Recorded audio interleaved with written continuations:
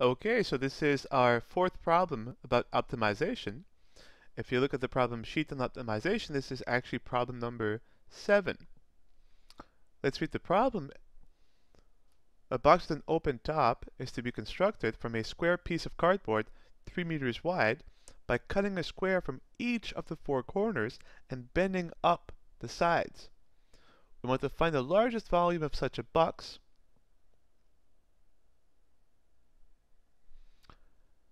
And this is something you may have done when you were a kid, right? You have a square piece of cardboard. If you cut off a corner, a square, from each of the 4 corners, and you fold up the sides, you actually get a box with an open top. And now we're asking if you have a square piece of cardboard, 3 meters wide, and you cut off from this square piece of cardboard a square from each of the 4 corners and form a box. We're trying to find a way to cut off the corners so as to maximize the volume of our box. So let's draw a picture. We have a square piece of cardboard.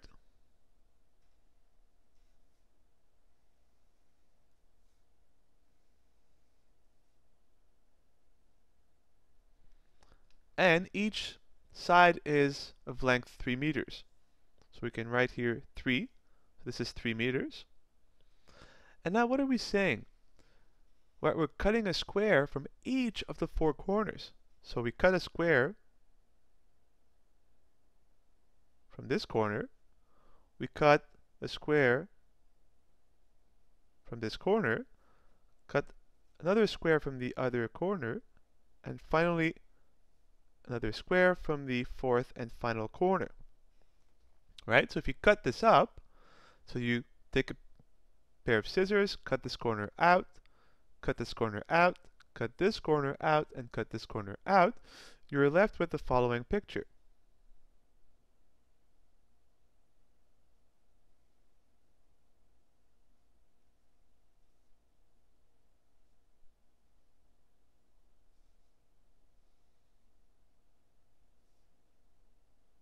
Right? This is your piece of cardboard after you've cut out the 4 corners. And each corner you cut out a square of equal size. And then you have these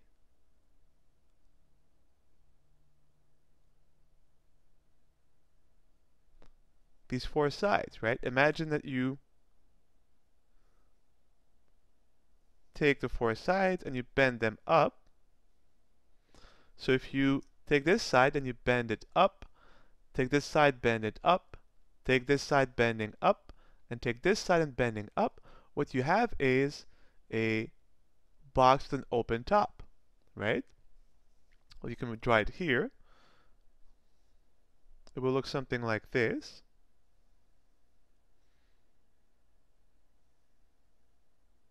This is the first side by bending up this side.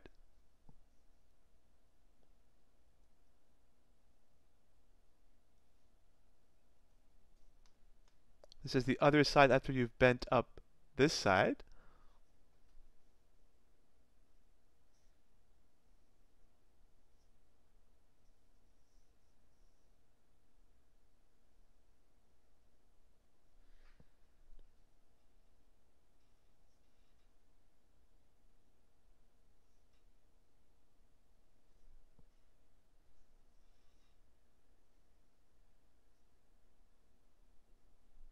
So this is your box, right? You have your square piece of cardboard, you cut from each corner a square of the same size, and then you fold up the 4 corners and you get a box with obviously an open top. And the question is, how do you cut up the squares so that the box in the end has the largest possible volume? Well, let's see. We're asking for the length of a side of the square that we're cutting off in each of the 4 corners. That's a variable. We don't know what that is. Let's say it's x. So this is x. This is x. So if you look at the length of this here, well, this is x. This is also x. And the total length of a side is 3. If you remove x and x 2 times, you're left with 3 minus 2x.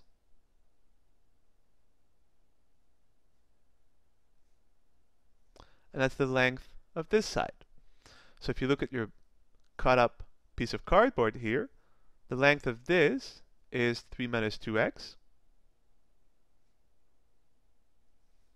The length of this is also 3 minus 2x, right? We have a square, so it's the same argument. This is x, so you're left with a segment of length 3 minus x, 3 minus 2x. And if you look, this is the dimension of the base of your box, right? It's a 3 minus 2x by 3 minus 2x squared.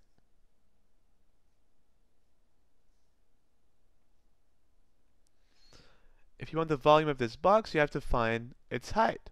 Well, if you look, the height of the box is the length of one of the sides. And if you look, you ask, well, how long is this? Right? When you fold this side up, this would be the height of your box, but clearly this side is of length x. So your box is of height x. And now we're good to go, right? We want to maximize the volume of our box. So we have here a function of x only, call this f of x. You could also call it a of x for area, v of x for volume, doesn't matter. And again, the volume will be the area of the base, so 3 minus 2x times 3 minus 2x, so 3 minus 2x squared, times the height, x. So the volume is quite simply x times 3 minus 2x squared. And now we're going to look at our interval of x values. And obviously f of x is continuous, as it is simply a polynomial, and it is a cubic polynomial. So what is the range for our x variable? Right? If you think of it, x is the amount of cardboard you cut off from each of the 4 corners. So you could say, I'll cut off 0. But clearly, if you cut off nothing from each corner, you're left with just a rectangular, a square base, and you have no flaps, no sides, and you'll get 0 volume. So we can include 0 in our interval, even though if x is 0, we have no box, the volume is 0, but that's why we can include 0, because clearly this will not give us a maximum value. When x is 0, the volume is 0. And I imagine, what's the largest possible value of x? Well, because you're cutting at both ends of a side an amount of x, the largest amount you can cut is when you meet the side midway. And so the length is 3, so the midpoint is 3 over 2. So x is at most 3 over 2. But once again, if you cut off a corner of each side, a square, from each corner with a length of 3 over 2, if you think of it, you're removing everything. So you're left with nothing, and you'll have 0 volume, which is again obvious from the function. If you plug in here x equals 3/2, 2 times 3/2 is 3, 3 minus 3 is 0. So again, we can include these two endpoints because we know that they will not yield a maximum value, because at both 0 and 3/2, the volume is 0. And now we're good to go. We have a continuous function on a closed and bounded interval. And so we know that the maximum value and minimum value of this function will occur at either the left-hand point, the right-hand point of the interval, or at some critical point inside of the interval. Well, to find the critical points, or point, we don't know, let's differentiate. So f prime of x,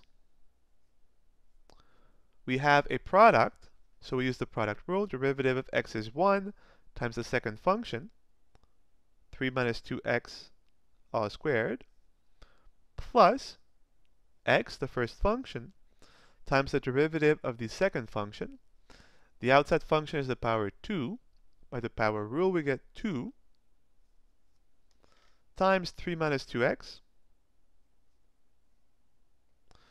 2 minus 1 is 1, but that's just the derivative of the power 2 times, by the chain rule, the derivative of the argument, and the derivative of 3 minus 2x is simply negative 2. As always, because we're looking for critical points, and again, the derivative is a polynomial, always defined, so the critical points will be values of x where the derivative is equal to 0.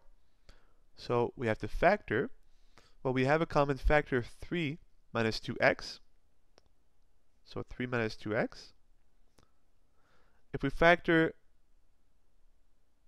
3 minus 2x from this term, since we have 2, we're left with just the 1. And we factored it also from the second term, so it's gone. So what are we left with? A simple 3 minus 2x from the first term, plus x times 2 times negative 2 gives negative 4x.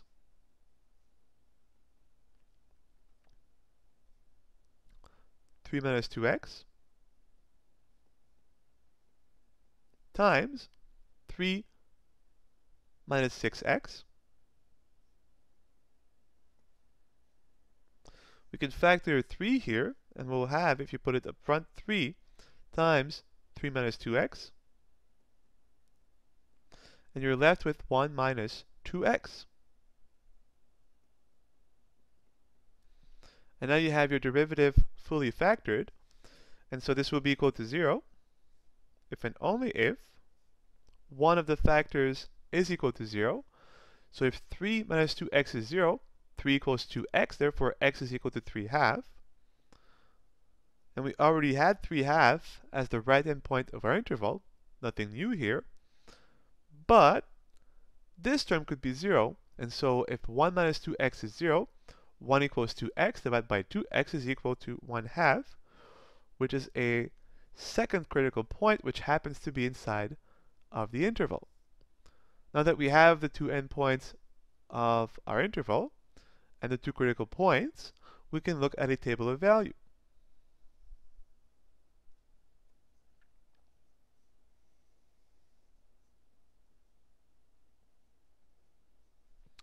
Our two endpoints, if I just look up, x equals 0. And as we have said before, f of 0 is simply 0. F of the right-hand point, 3 over 2. And as we have said before, when you cut off from each corner a square whose side is 3 over 2, you get nothing left, and so again, you get a volume of 0. 2 times 3/2 is 3. 3 minus 3 is 0. The volume is 0. And finally, 3/2 is already in our table. What if x is 1/2? Now, a critical point inside of our interval. Well, what is f of 1/2? Well, let's see. 1/2 times 2 is 1. 3 minus 1 is 2. 2 squared is 4. 4 times 1/2 is 2. And so the value for the volume is 2. And now we have a complete table, right? We have the value of the function at the endpoints of our interval and at the only critical point inside the interval. And so we know that from these three values, we have our minimum and our maximum value. Clearly, the minimum value is 0, and this is again obvious because we're looking here at the volume of our box. The smallest volume we can have is 0, and it's attained when we cut off nothing from the corner or a square whose side is 3 over 2. In each case, we get no box, so a volume of 0. But if we do cut off from each of the four corners a square whose length is a ½ meter, then we'll have our maximum value of the volume. So there you go. This is our conclusion. Clearly, 2 is the larger value between 0, 0.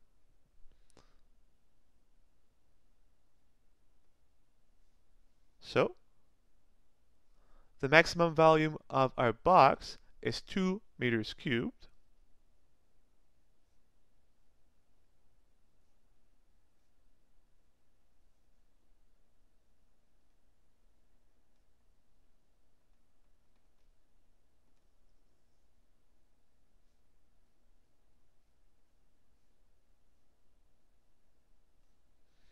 And, well, how do we achieve this? By cutting from each of the four corners a square with sides equal to 1/2 meters, or if you prefer, 50 centimeters. So, and this is achieved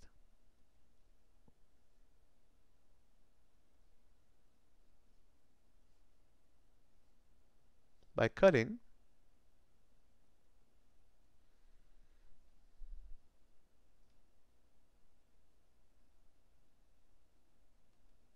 a square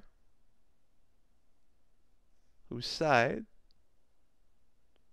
are 50 centimeters from each of the four corners.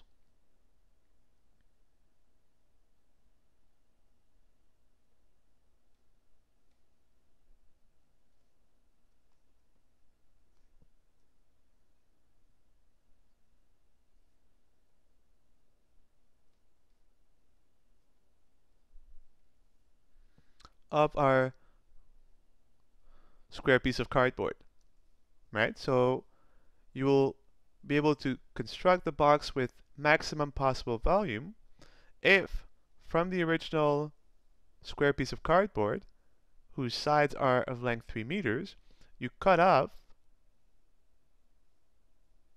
0.5 meters, so 50 centimeters, 50 centimeters, cut that same amount for each of the four corners. Once you fold those up, you'll have a box of maximum volume, and the maximum volume is 2 meters cubed.